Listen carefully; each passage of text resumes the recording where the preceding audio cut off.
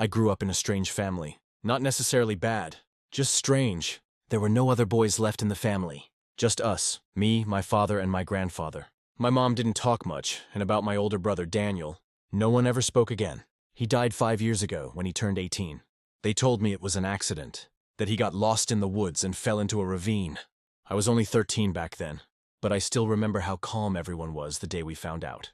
No screaming, no tears, just acceptance. This year I turned 18, and as usual, my parents sent me to my grandparents' house for a nature getaway.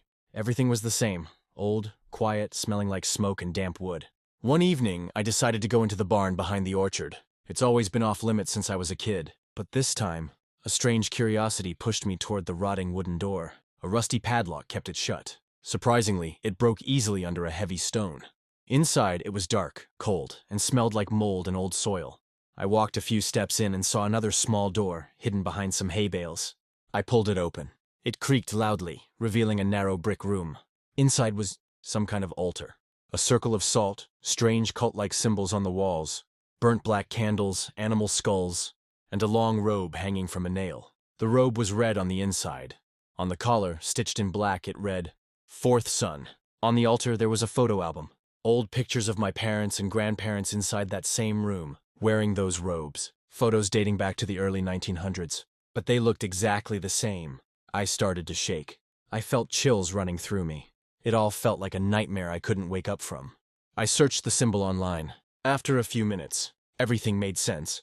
My family was part of a cult, one that sacrificed their own blood, on the night of their 18th birthday, in exchange for eternal life. I slammed the door shut and ran toward the house, terrified. Just as I reached the door, I heard voices from inside. I froze. "He's ready," said my grandmother. "The red moon rises tomorrow night. We must prepare the offering. If we fail, our bloodline ends." I couldn't move. I didn't want to believe it. But everything I read online, it was real.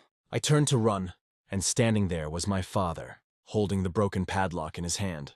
With a wide smile, he said, "Now you know why the barn was off limits." I passed out. When I woke up the next morning, I was in bed. My family was having breakfast in the kitchen, acting like nothing had happened. I went back to the barn, but the secret room wasn't the same anymore. No altar, no symbols, just old farming tools. Was it all just a dream? Or are they trying to make me forget the truth? I don't know what to believe anymore.